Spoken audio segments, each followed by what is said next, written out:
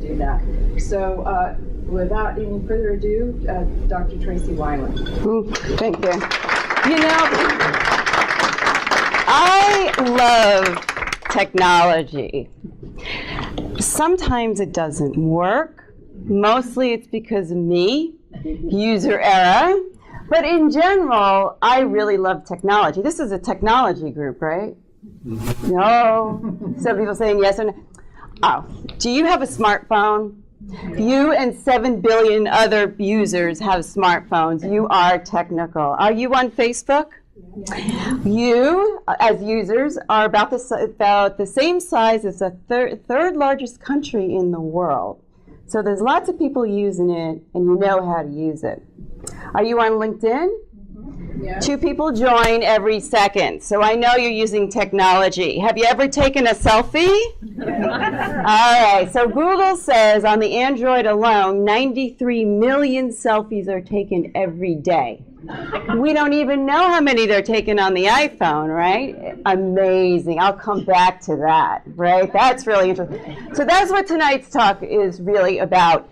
Technology has, you know, it's in your lives, probably even more so in the Bay Area, but it's sort of just seeped in there without you realizing it. And that's what this think tank I pulled together was about. That Stanford collaborated with the Futures Institute, pulled together corporate leaders, politicians, academics, startups, entertainment, healthcare, and said, technology, is it changing the nature of work? Is it changing skills that we need for the future? Is it changing our careers? And so this very large group, we huddled in a room about this size for about a day and a half, and we really contemplated this, brought in a lot of research, and said, you know, there probably are about 9 or 10 forces that are changing the nature of work. And there's about 10 skills that we settled on that might be interesting for people to know about for the future. Now, what time is it? We're not going to go through them all, right? I'm going to go a couple of forces and a couple of skills just to bring to light. Okay, number 1 force, extreme longevity. You're going to live to 100.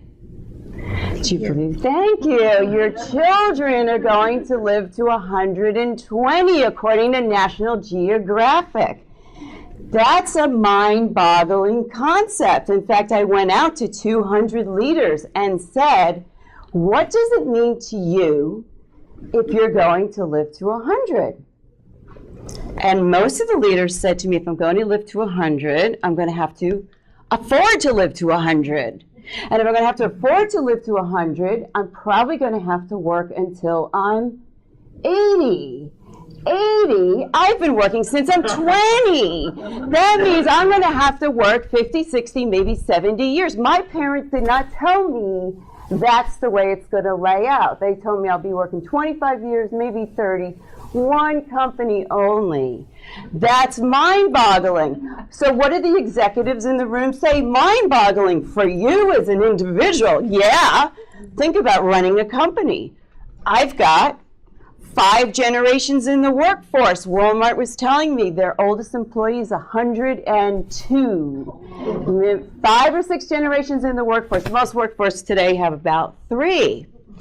Well, what kind of challenges does that bring? Well, you have different education backgrounds.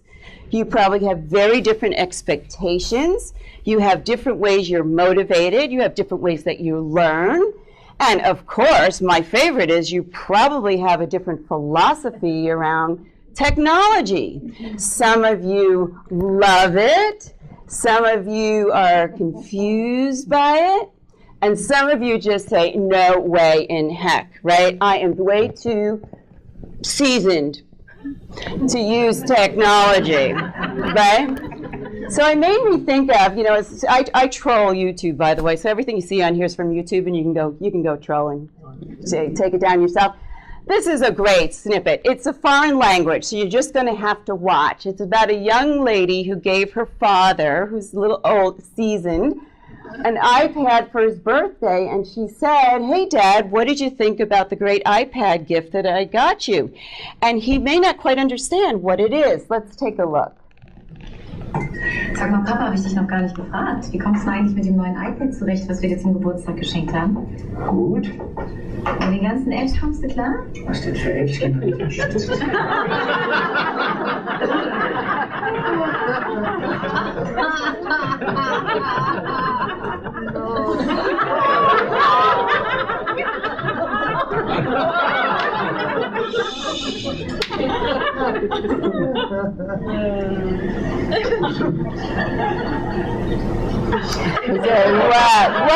What's up? Okay, so extreme longevity. Living longer has a lot of implications, both on the individual level and also on the corporate level. Another force we talk about, VUCA.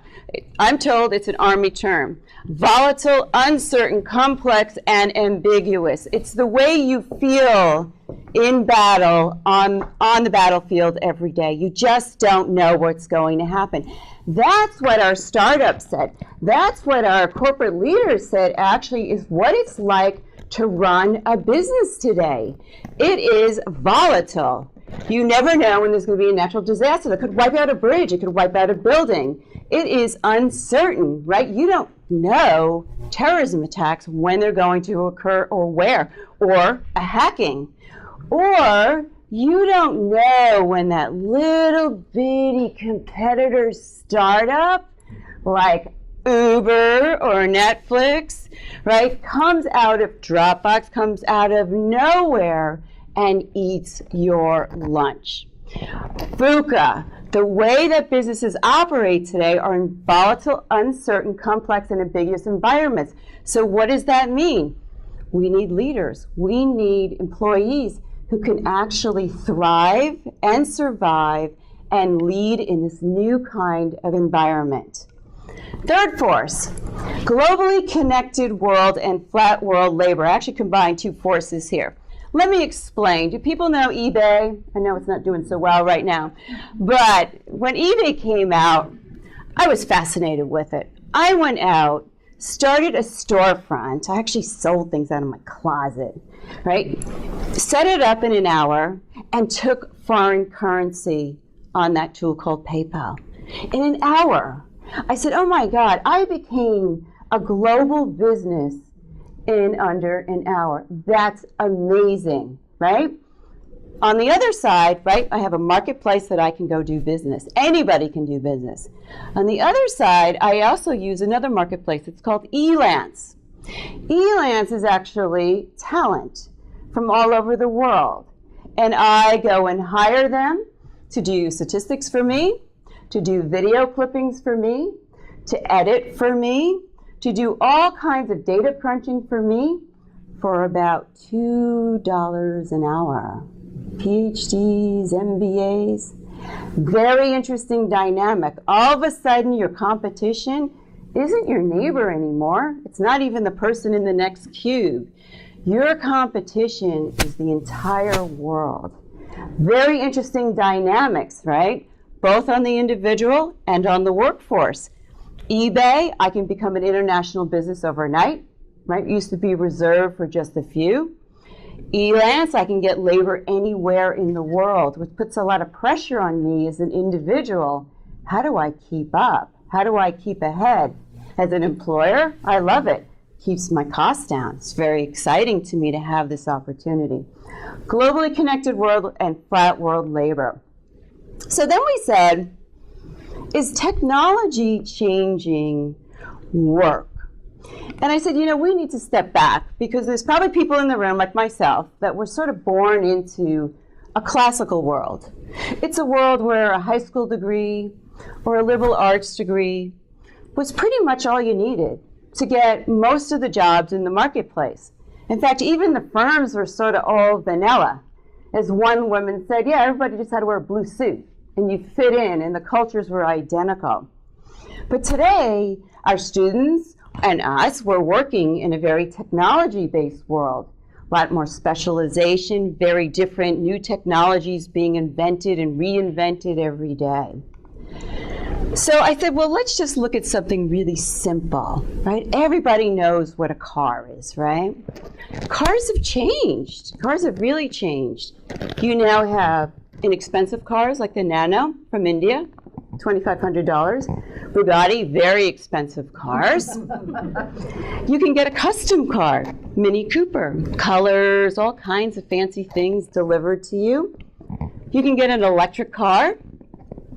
You can get a natural gas car. And you can now even get an autonomous car. So in fact, cars, those simple vehicles that we used to change the oil ourselves, right? Now that somebody beeps you probably, or a little red light goes off in your car because you can't change your oil anymore. You probably don't even know how to do jumper cables anymore in your car. And the younger people going, what are jumper cables, right? So cars have changed. And cars really have become intelligent mobile devices on wheels. They're so computerized, right? They tell you when you have a security, they tell you when you're going to bump into something.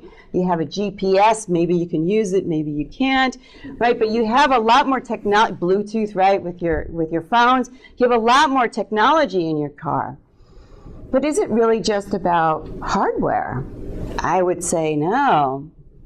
If you look at Google's car, and I'm sure you're seeing them buzzing around, they're certainly buzzing down in Palo Alto and Mountain View, the driverless car, the autonomous car. In fact, Google was saying, you don't need pedals anymore. You don't need steering wheels anymore. And the government is saying, that's too shocking. People would not be able to deal with not having pedals and wheels. And they said, no, the future is really about software. You see, you just have artificial intelligence and GPS and sensors and smart machines that keep learning and learning. In the future, the world will be really all about software. Quite interesting.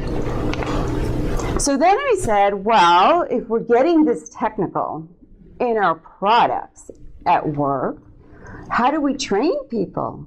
How do we keep people informed in a very digital world? So BMW said, well, these technical cars actually need very technical training, and we have to figure out how to skill people using technology. And they said, and that's what we're doing. We're using augmented virtual reality and wearable technology to train our workers for the future of cars. And it's quite interesting, they don't even call it white collar anymore or blue collar, they call it gray collar, where the white and blue come together and the overlay of technology makes it gray. I'm going to show you a snippet from BMW and explain to you their training. Turn it up a little bit. Innovative cars, we need innovative service. Okay, so this gentleman is going to put on wearable technology, very much like a Google Glass goggle. This enables him to see augmented virtual reality inside the car, so he can see it almost in like 3D. He can talk and answer to the intelligent software. It's going to tell him what to do. Release 2 screws. The augmented virtual reality through the goggles is allowing him to see how to repair the car.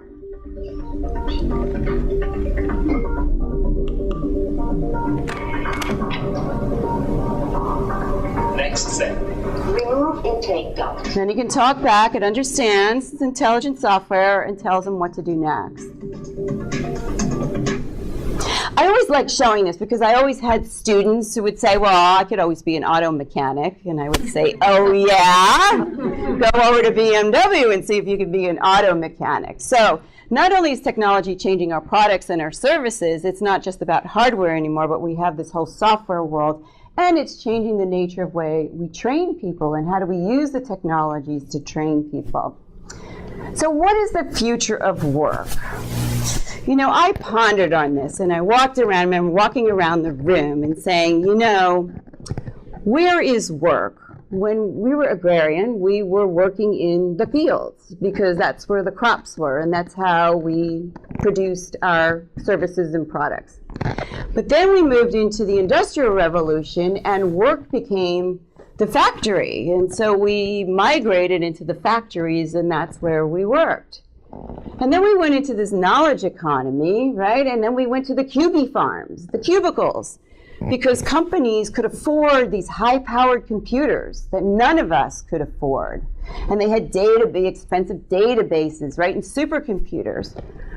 But now today, you own computing in your hand.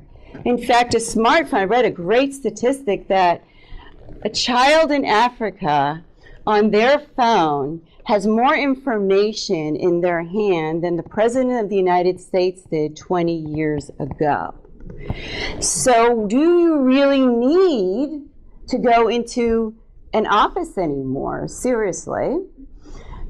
Are we starting to become more agents-like, as our entertainment industry was telling us?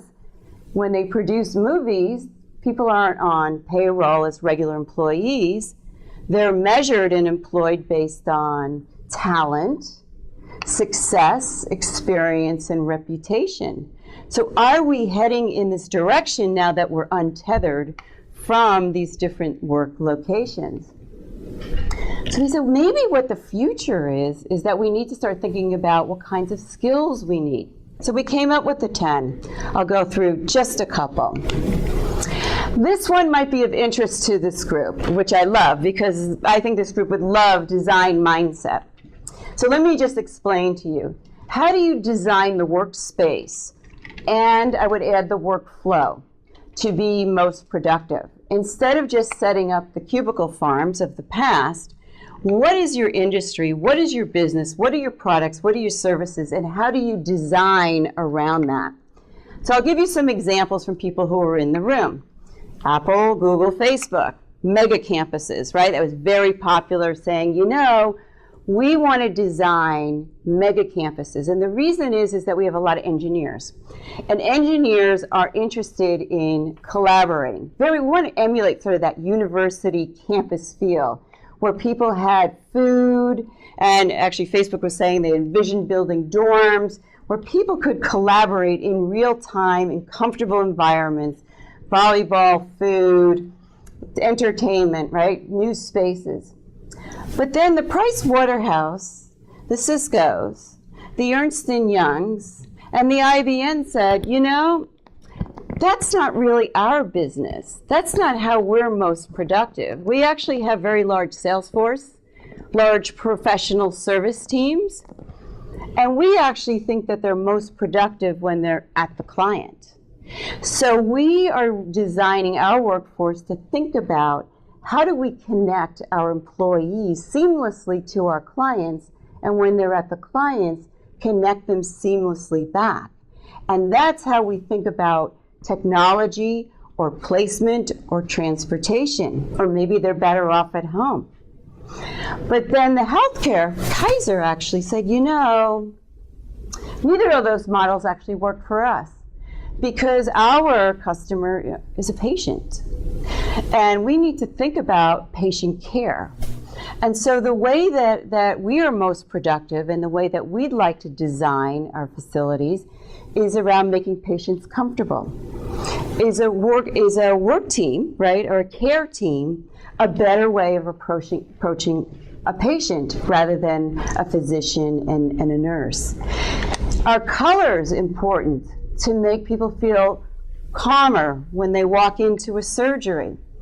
Is it more important that we have parents give them the ability to sleep in the room if their child is very sick and scared? So the idea is, how do you design the workflow and the workspace to really facilitate the highest amount of productivity?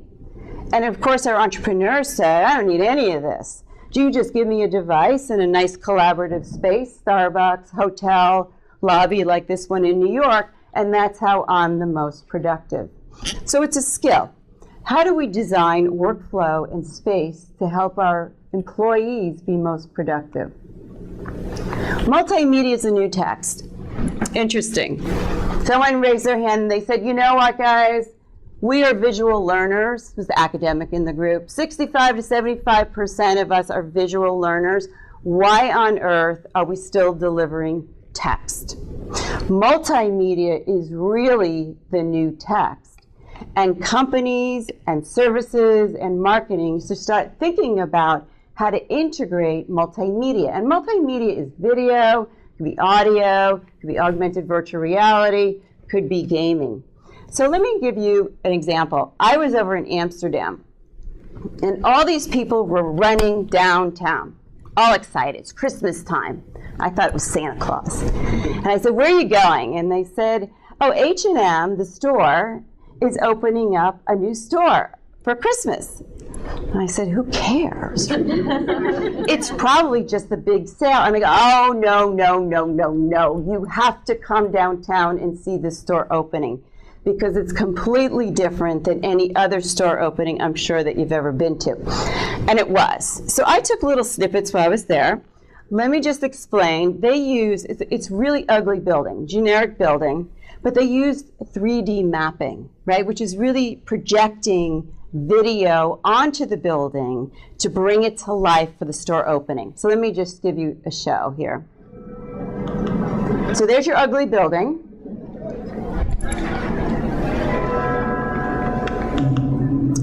That's the video now on the building. Now it's getting exciting.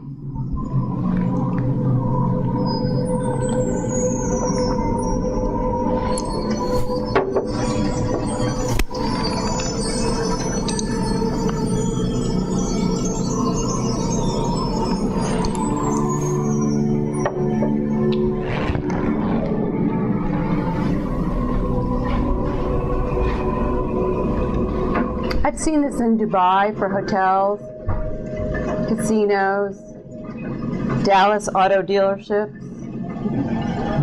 Sydney, bank openings. Now this is like, now you got the eyeball, right? Let's go see what's on sale inside. Are you getting excited? I mean, after this, I wanted to go inside. I was so excited and energized, as was the entire city.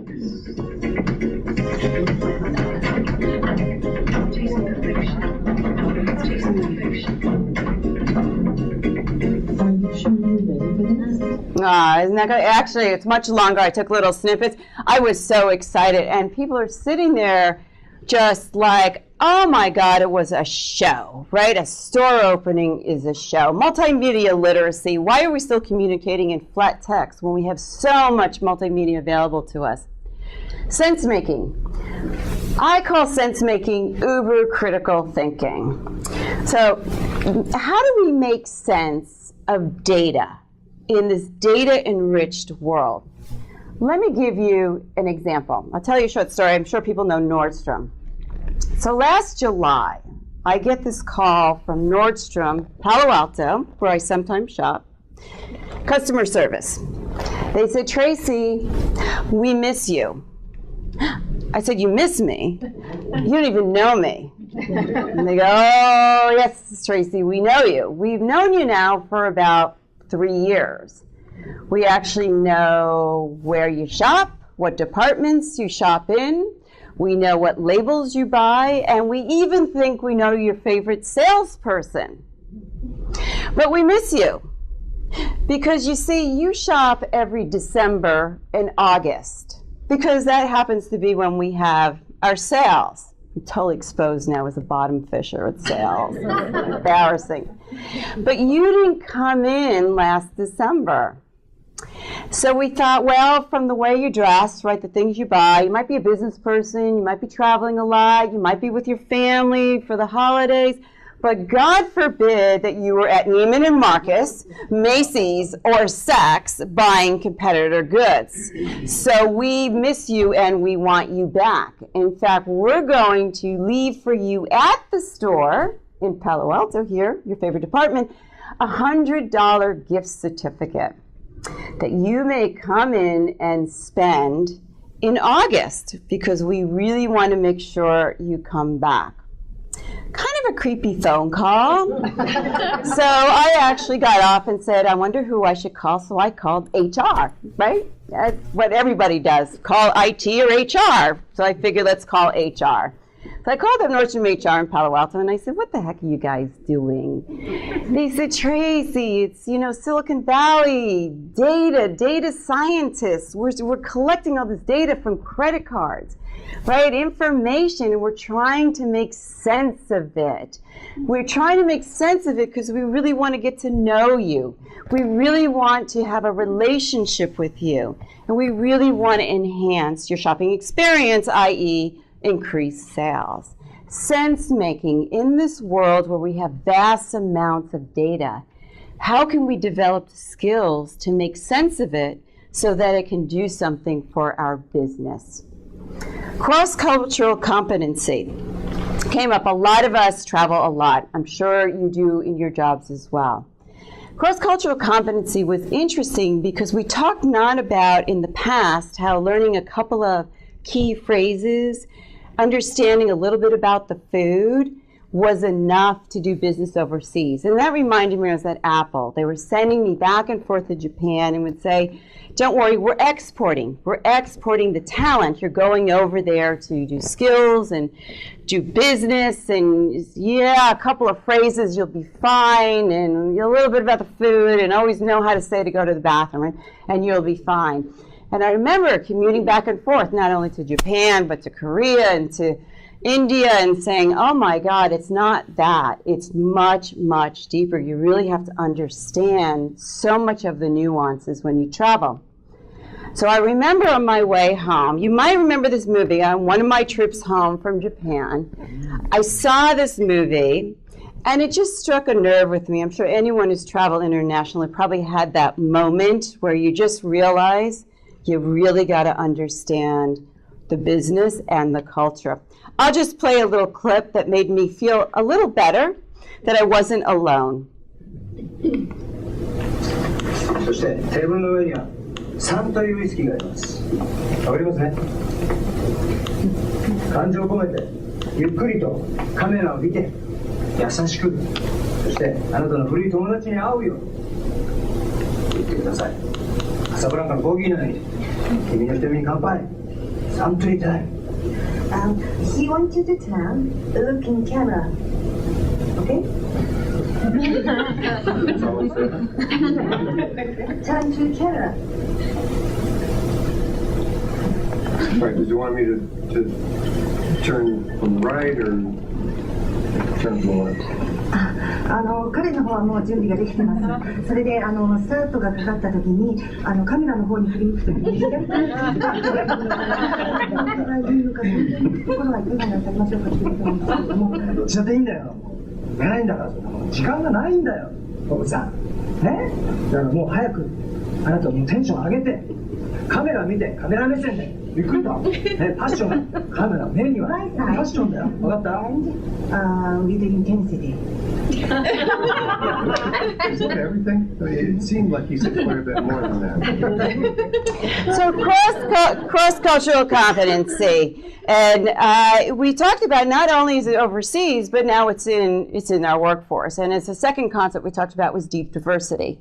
Is really understanding how we can work with people not only of gender differences, cultural differences, age differences. There's a variety of things that we really need to understand. It's more than on the surface.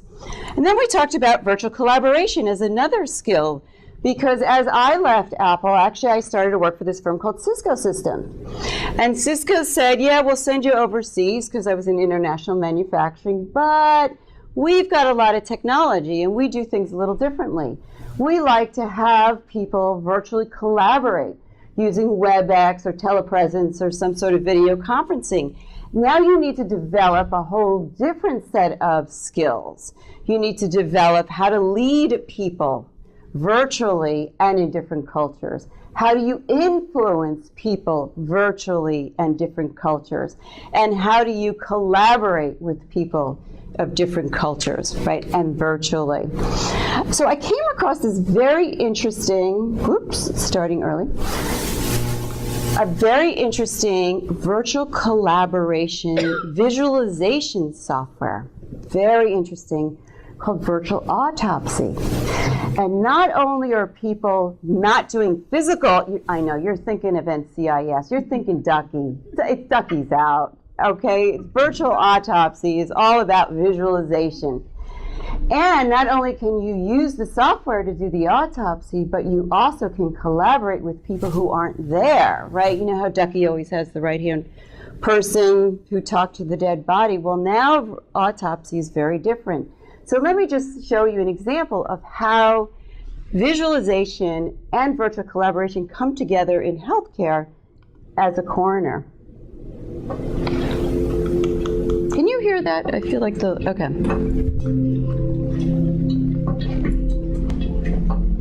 This is a short presentation video of the virtual autopsy table, an interactive installation based on cutting-edge research within medical visualization.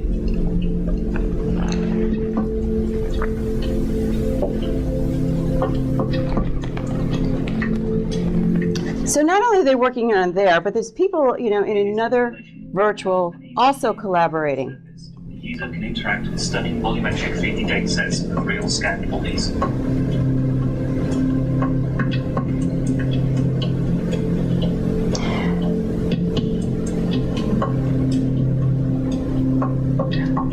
And I'll stop it there. So many of us, when we think about virtual collaboration, we think about maybe a phone call, or we think about maybe Meeting Maker, right, or GoToMeeting. But actually, it's getting much more immersive.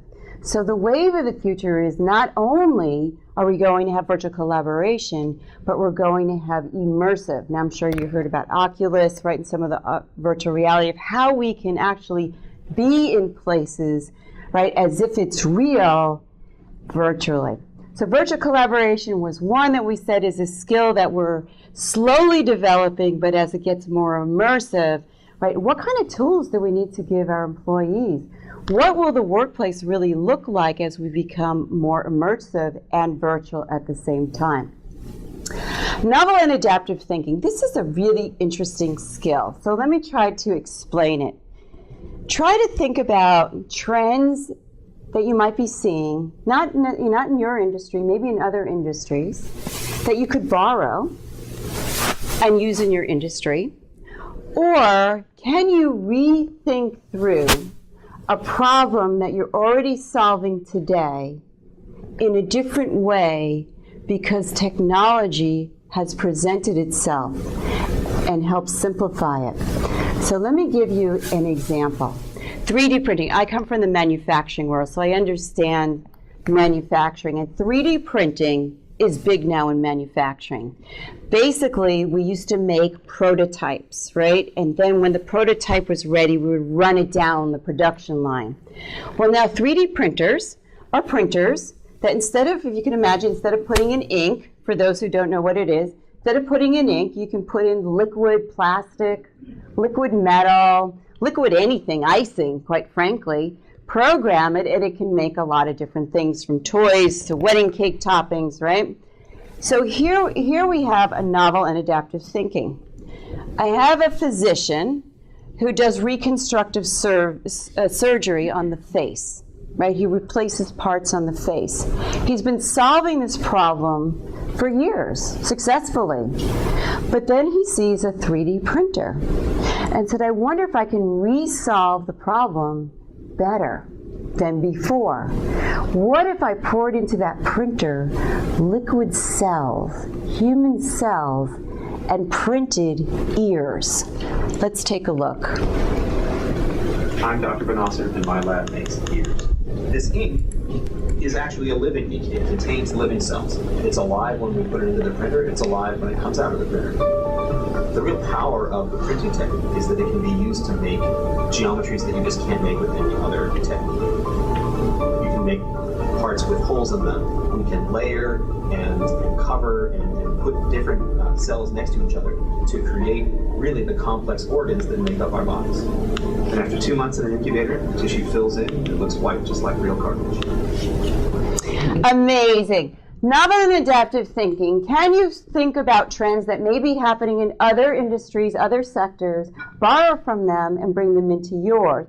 Or can you resolve a problem that's already being solved in a different and unique way because new technologies has presented themselves to you.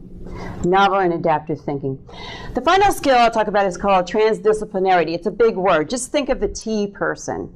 What we agreed was that remember I talked about the liberal arts degree, the high school degree being just enough? We said it's really just not enough anymore. It's good. Don't lose critical thinking and problem solving. But now start to think about, can you become a T person? Breadth and depth. And I would suggest an overlay of technology. T people. So I'll just touch a little bit on the future of you, right? Because I think it's important with all this swirling around. And let's just go back to our selfie. My question to you, is it time to take a career selfie? If people are taking 93 million selfies on just Androids alone every day, something is wrong with this picture. Really wrong. Something is way out of focus. And in fact, what I try to do was to see how much time do we spend doing other things, such as career planning. And the only statistic I could find, which by the way are college students 1 year after graduation when they're most desperate for jobs, spend about an hour and a half a year on career planning. I couldn't find any numbers for anybody else but them. And by the way, they sleep around 2,800 hours a year. So then I said, well, what are we doing as adults? Well, let's see, we're buying cars, we're planning vacations, we're buying houses, we're planning weddings. That was a big one. We're doing all kinds of things. Oh, eating and drinking, leisure. We're doing everything but preparing for our careers. So I said something's really out of focus. So what is happening in the United States anyway? Anything I should pay attention to? Well, the best statistic was really the Bureau of Labor Statistics that measured in 2012 what were people doing in 2011 in terms of their career. How many jobs did they have? Were they really staying in one company for life? And they found actually no. Boomers at that time were already gone through about 11 jobs in their careers. They couldn't even project for younger people because they don't even know what a career is anymore. How do you measure the length of a career? So they kind of said, well, young people are going to have 6 or 7 careers. So it isn't going to be that one stop anymore. It makes sense. You live into 100, live into 120. You got a lot of years ahead of you. And we've got an increase of part-time workers, freelance workers. In fact, projections are, Intuit's study said by 2020, 40% of us will be freelancing, project work, or have portfolio careers where we make a living off of a lot of different stops and starts and projects. And by the way, as Forbes said, 22 million of us are actually self-employed in 2013, and that will continue to grow. So I say, well, really, the corporation is a stop. It's not a destination anymore. It might be a 20-year stop, because let's face it, you're going to be working 50, 60 years. You might have a 20-year stop, and then a 10-year stop, and a 5-year stop, and a 2-year stop, and you might have a lot of different careers. So given all that, do you think we should spend a little more time planning our careers, knowing that we have all this adventure, our career adventures ahead of us? If anyone remembers the game Chutes and Ladders, that's sort of the visual, but it's really just a maze of ups and downs. And so to me, it requires a little more planning. I encourage people to do personal business plans for themselves, life plans. And the tool that I used was one that was taught to me when I was very young by some executives. Nothing fancy, and I encourage it. Make one sheet of paper, across the top, put your age in decades, right? And go all the way up, please, to 100 or 120. And on the left-hand side, put down things that are important to you, whether it's social activities, work, education, right? What do you want in life? And then make a grid. And then pop in key things. When do you want to retire? Do you want to retire? Put it in there. Do you want to be married or not? Put it in there. Do you want kids or not? Put it in there, right? Put a couple of key goals, and then look at how they influence all the other factors in your life. What do you need to be doing in your 20s to prepare you for your 30s? What do you need to be doing in your 30s to get you set up for that retirement that you want in your 60s, or that vice president role that you see yourself in your 50s, right? It's all interconnected now. It's not just work and home. And then you can break it down for year to year. I actually plan quarter to quarter. I do an annual plan for myself and then a quarterly plan. And I check in with myself, because when you have targets, things get done. And when you have targets, things get done. You can't go through 25 years of additional school unless you have targets, so things get done. Okay, ending with my pitch. I'm going to end it with one last video. It's fascinating. I'm sure many of you have seen it. It's been around for a while. But it sort of puts together a lot of the skills that we talked about. It's called the virtual choir. The reason it's interesting is the story, I think, is actually even more fascinating. The way it was told to me is Eric Whitaker was a music teacher, conductor. One of his students was very young. I would say Gen Z, maybe younger than our millennials. She was practicing her music piece, and she videotaped herself on her smartphone. And instead of waiting for class, she zipped it into him and said, "Hey, what do you think about my piece? How am I doing?" And he said, "Oh my God, this is beautiful," right? She videotaped herself.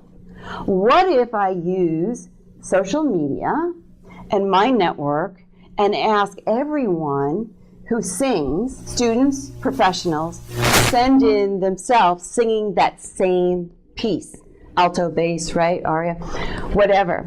Send it in and I'll merge it together. Well, it went viral. You can see them all on YouTube.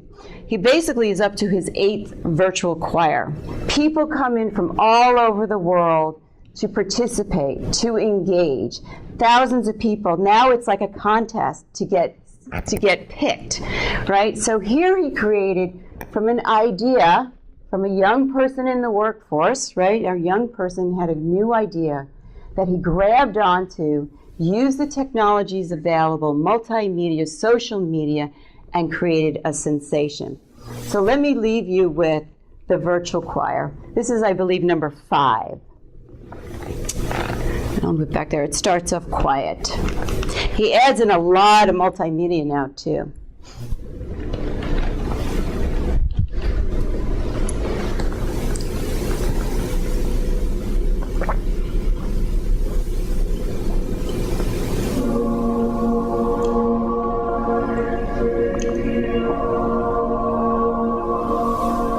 So these are all the people who sent in their videos.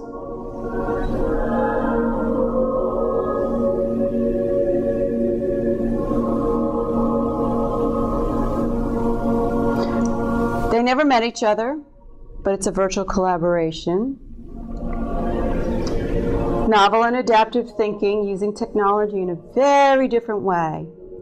You would never think you could have a choir virtual.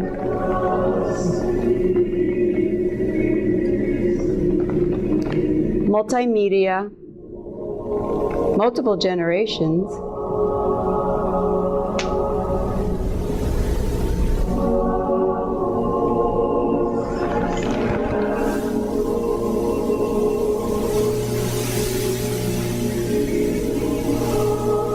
Raffle, Yeah. maybe you could ask a question and maybe someone could get the question right.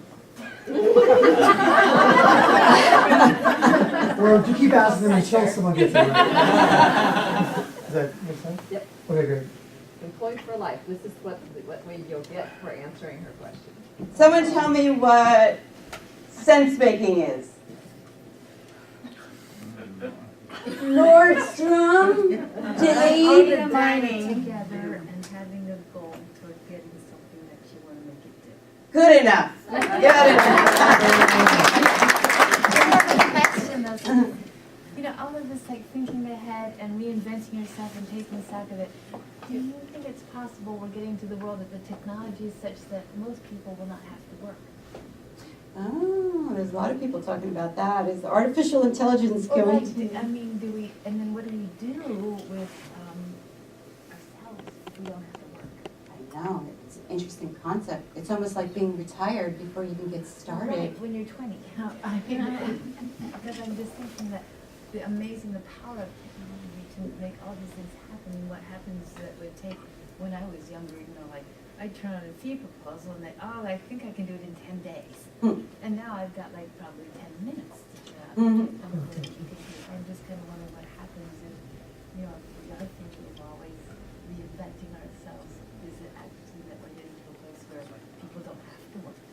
Well, I know a lot of people talk about that artificial intelligence will get so smart, we'll hit the singularity, and then, right, they'll be so smarter than us. But I look at the job number, right? So Facebook and Deloitte just came out with a phenomenal report about how much job creation and billions of dollars that they've done. And Apple's come out with reports about how many jobs that they have created. And so technology to me is actually creating a lot of jobs. I mean, let's face it, all of a sudden your firms have to have social media people that you didn't need before in mass. Right? And then the iPhone created, well, the Uber operates on the iPhone and the GPS. So this is all job creation to me. I think the biggest concern I have, 5 million jobs open, 9 million people unemployed, they're not fitting together. What's the issue, right? Are we not keeping up? Is technology getting so quick and fast that some of us, myself included, are finding it harder and harder to keep up? And how do I stay relevant, right? And how do I stay relevant? And I think that's tough as technology moves faster. And the younger side, yeah, you're hip now and you know the technology now, but 10 years from now, it's going to be a whole different ballgame and you're going to feel just like we do. And so I think that's part of the cycle that's happening. But I think technology creates a lot of jobs. And I was actually just on TV today talking about food. Oh my God, food. All of a sudden now you have farmers markets and farmers doing restaurants, and then you have food trucks, and then you have order ahead, right? And then you have food delivery and gourmet munchery and all of these different apps that food has just reinvented itself, and it's huge business now, whether it's vegetarian, gluten-free, God forbid, I had no idea, 10% a year increase, right? And organic, and all of the, I was forced to eat meat and potatoes growing up, and that was it, that's all you got. But it's not just there, it's the sharing economy, creating, I can share your house, I shared a Christmas tree this year, I can share cars, I can, and that didn't exist because there's a lot of businesses out there, or on demand. I want everything on demand. I want it now. I want it on I'm going to go shopping, I'm not going to Nordstrom. I'm going to Amazon, and I want it tomorrow, I want it in an hour. Well, what's that? That's logistics. That's transportation. There's people. People got to get it to me. There's no drones yet. Coming soon. By the way, that's a big $15 billion business. But I want shopping on demand, right? I want everything. I want my dates on demand, right? And but these create jobs. They may not be big sectors, but I'll tell you, security.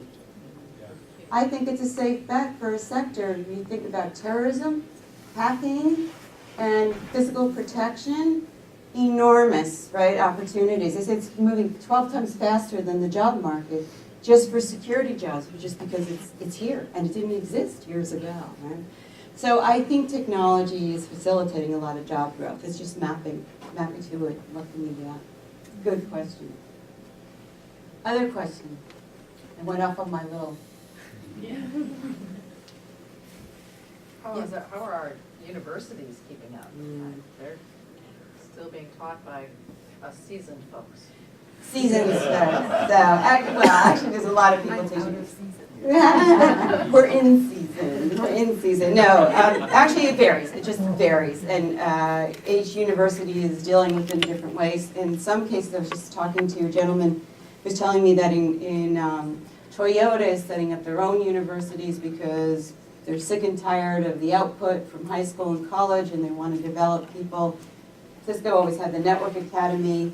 Some colleges, community colleges, are, they said there's, lines out the door because of the demand is so high. So I think it just depends on what they're offering and how they're delivering it, if it's stimulating or not. And then, of course, there's all the free, Coursera and Udacity. And there's a lot more available. Code Academy, so there's a lot.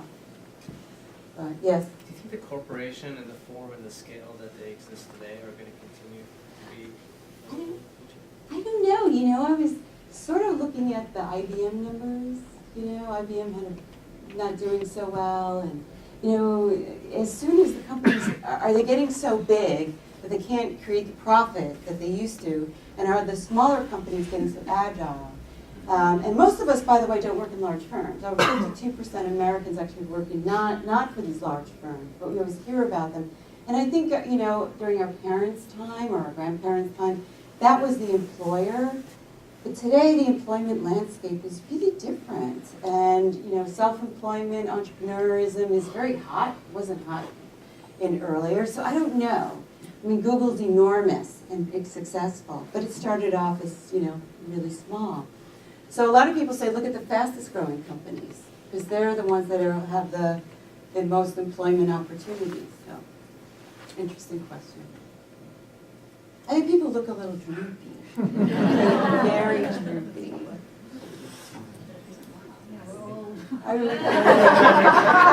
They're seasoned. They're seasoned. I would have said seasoned. Well, I see people getting tired, but I'll be around, and I want to thank you for your time, and really appreciate your attention after work, because I know that's really hard to do. But thank you.